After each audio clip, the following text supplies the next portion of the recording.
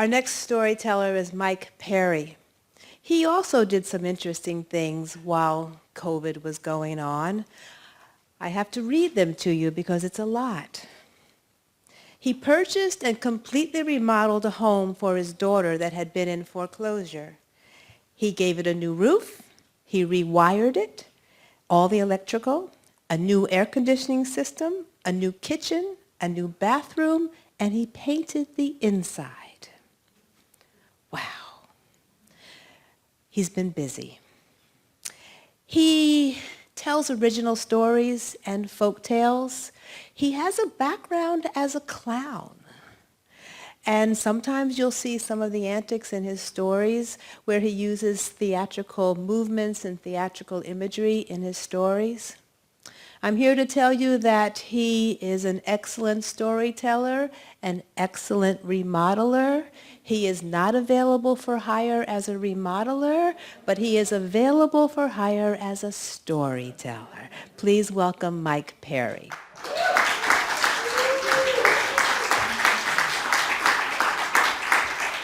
Well, it's good to be here. You know, I've never been to Cary, and I'm very excited to be here, but I realized right away, my mom used to say, whenever you go somewhere new, when you meet new people, you have to bring something. Yeah, you have to bring something to share. So, like, this dawned on me while I was backstage. Luckily, Andy came out and took my place. But I thought, I've just the thing, so I brought it with me here today. Now, you may think, hey, that looks like garlic. It is.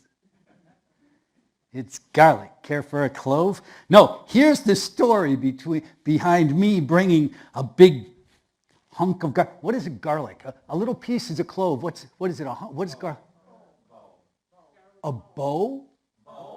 Bulb. No, I knew that, yes. Evidently mine went off, yeah. So I didn't bring this to share with you so much as to remind me what I'm going to share with you is a story, and this is my trigger. You see, every person, every place, everything, every noun is really like a story trigger. For example, this is just my hat, but if this hat was on Buzz Aldrin's head when he circled the moon, right? It would have a story. That story would give it value. But if a noun has no value, I'm walking down the street the other day and there's a perfectly good chair on the curb. I thought, that chair, someone bought that chair because they loved it. They brought it home. They used it every day. Maybe they wrote letters while they were in college. That chair has a history. Now it's on the curb. It is an unnoun. It is no longer known. And so I'm a storyteller. I'm an unnown custodian. My job is to say that's not garlic, that's a story waiting to be told. Luckily, I brought it with me. Tobias. Tobias was a ragman. In fact, most people didn't even know his name. They just called him Ragman. You see, Tobias had an old wagon, a cart if you like, and every day, empty at the beginning of the day, he would grab that wagon and pull it through town. Ragman! Ragman! You don't need it. Give it to me. I'm the ragman. Come on down. You'll see. Ragman! Up and down every street he would go through that town. The next day he might choose a few different streets. At the end of the day, piled high, he would have to sort through. Maybe he'd find a shovel. Broken handle. I can fix that. Perhaps some shoes with no laces. Maybe a jacket with a broken zipper. If he could find a way to reuse it, maybe sell it, barter it, bring it to the market, make a nickel, make a dime. This is how he lived. This was Tobias the Ragman. He lived in something of a shanty down near the river. And every day he would have maybe a bowl of porridge, a piece of cheese, like in the old country. Huh? You see, he probably could have afforded a piece of meat twice a week, but no. He saved that nickel, that dime, that dollar, because I'm going to buy some land. And because he had taken that cart for so long up and down every street, the day came, he had kept an eye on a piece of property, and when it became available, he had just enough money to buy my land. I'll plant a garden, huh? Now, people kind of smiled at Tobias. Not everyone treated him with respect because he wasn't always pleasant to be around. He worked hard. Some people took advantage because maybe he wasn't college educated, but that didn't mean he didn't have an intelligence worth valuing. Often people would just open up the window, "Hey, Ragman!" Throw down, "Oh, thank you very much. Thank you. I appreciate that." Put it on his cart. Some people would say, "Hey, can you come in? I got a table. It's kind of wobbly." "Oh, yeah, I can fix that." Put a little screwdriver in there, a little glue. "I don't have money till the end of the week. Here's an apple." Now, he knew not everybody was this way, but there were people like that. By the time he had bought that property, now at the end of the day, after he sat down, tired from having pulled this cart, "Ragman," all through town all day, now he would walk a mile to his property. "This is my land." And the only reason he could afford it is because it was terrible. It was gravelly, it had clay, it was of no use to anyone, but I'm from the old country. So first, picked up all the rocks, made a big stone wall all the way around. Then, he raked all the gravel until it was a beautiful sidewalk right down the middle.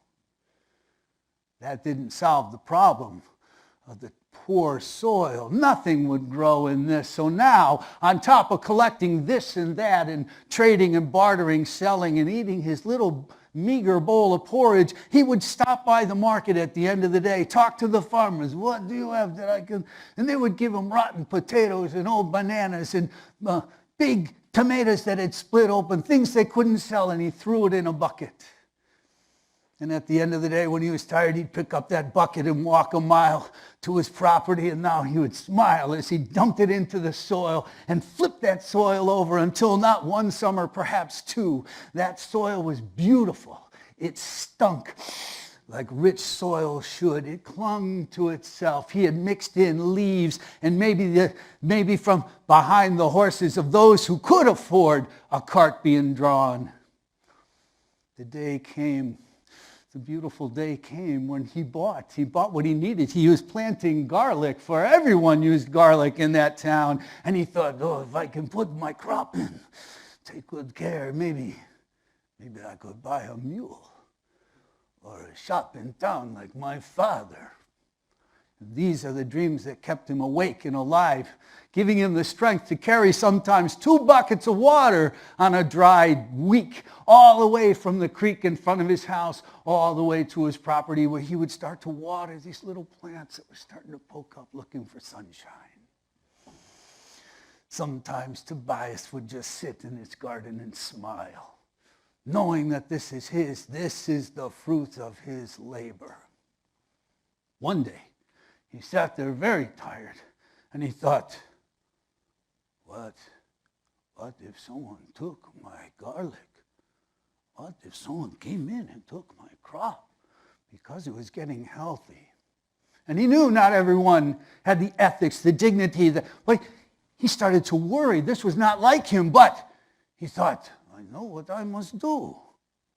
So now he collected things every day on his cart. Ragman! Then he would collect maybe a bucket of slop so that he could keep that compost going for this year, for next year. Sometimes he'd carry that water, but now he also collected a board, some shingles, a nail, some screws, some wire, because he built right in the middle of that sidewalk a nice little shed.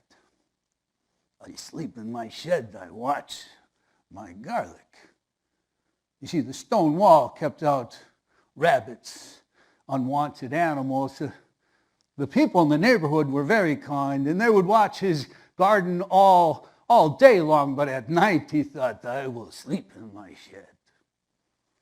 Well, one day, as you can imagine, he was so tired. He came home, he didn't finish his porridge. What? He fell asleep. He fell asleep. Oh, I must have been tired, he thought. And so he went to work that day, and at the end of the day, he walked to his pride and joy, to his garden, and it was gone. It was all gone. But one day, I do not go to my shed. This is what they do to you. He was angry. He was sad. Didn't know what to do. The next day, for the first time in his life, he stayed home.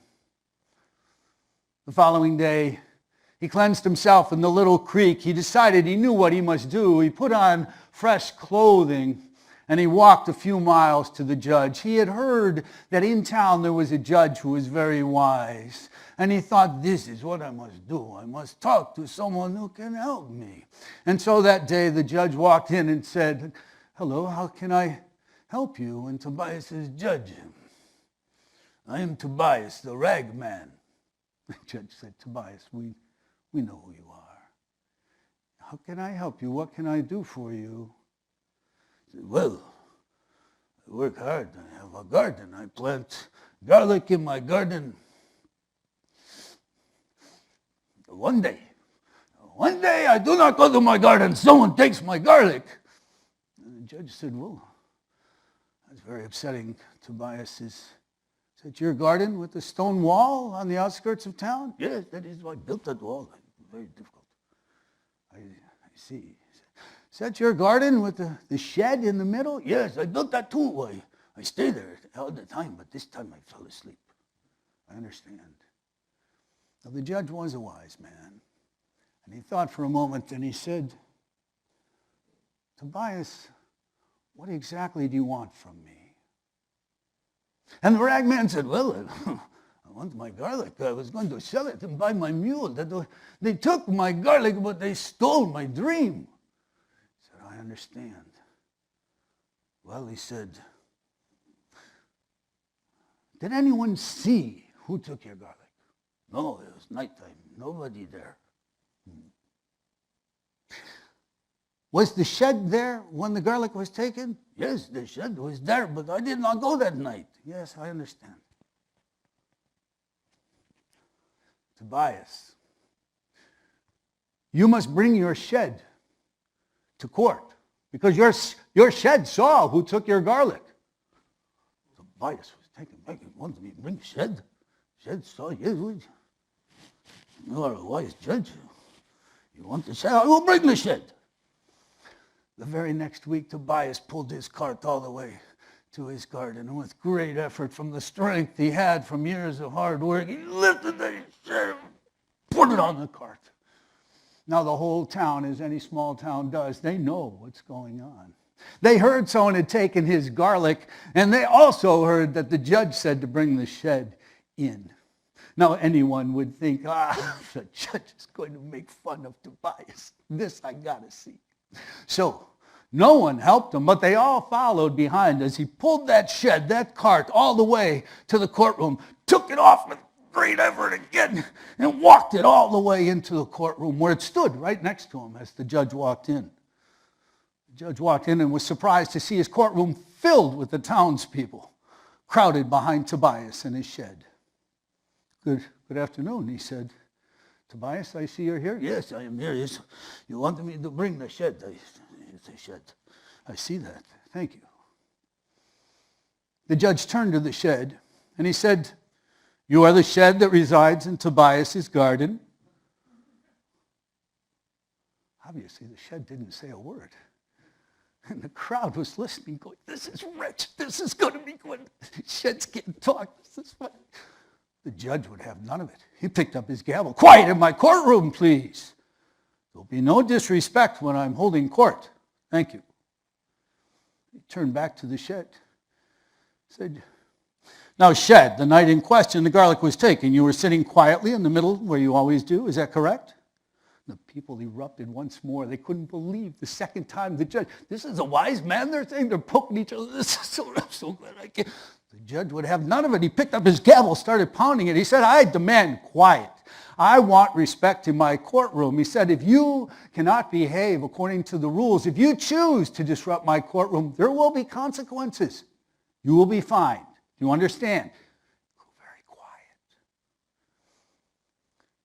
Finally, the judge turned to the shed a third time and he says, no, I've asked you politely twice. You were there when it happened. If you do not answer my question, who took the garlic? My guards will convince you it is not a good idea to remain silent. And in this moment, the guards came over, pulled out their batons, and wailed on that shed until the walls fell down. The shed's roof landed on the floor. The wire had broken and the crowd erupted in laughter. They couldn't believe what they were seeing, and poor Tobias sitting there, what is going on? Finally, the judge, trying to gain control of the courtroom, is pounding his gavel. Quiet in my courtroom, please, please. Finally, the constables had locked the doors. The judge had regained control. I asked you politely to behave accordingly. I told you there would be consequences if you chose not to. And now through your actions, you will pay a fine. Each of you will bring in 1 pound of garlic. What? Never heard of such a thing. The mumbling increased, but the people realized there was nothing they could do.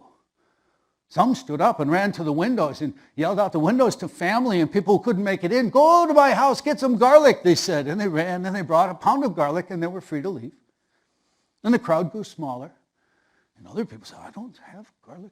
Oh, go, they ran to the windows. Go to the market, see if they have garlic. And they ran to the market and bought what they could. And they came back and waited. It was a pound. You may go. And so you can see the crowd grew smaller. But the garlic grew less common until finally they had to go to the farms nearby. The market was out of garlic. They had to go to towns nearby. And as you know, when things get scarce, the price goes up. And now garlic was quite hard to come by until the last family left. And there, in the courtroom, was a mountain of garlic. The judge called Tobias back in. He said, Tobias, you asked me to help you. I found your garlic. It is obvious whoever took your garlic intended to sell it. And now all the garlic from the entire province is right here. You may take your garlic and go home. Thank you. You're a wise man, Judge, but it is garlic. It all looks the same. I don't know my garlic from garlic that is not mine. Yes, I understand, said the judge. In payment and restitution for your shed, which was destroyed in this process, you may take all of it. Oh, thank you, Your Honor. Thank you very much. He went that very day and got hold of burlap sacks and proceeded to load them and load his cart and load his house. His little shed, his little shack that he lived in was piled to the roof. For he had all the garlic in the entire area. And that year, if you wanted garlic, you had to buy from Tobias. Now, Tobias had spent his life in the market, bartering, trading, selling. He knew the cost of things, the price people are willing to pay, and how to make a buck. And some people say that very day he bought a mule. Others insist, no, he built a beautiful house next to his garden. I like to think that he went in town and got that shop, like in the old country. But I'm afraid we'll never know, for that is the end of the story.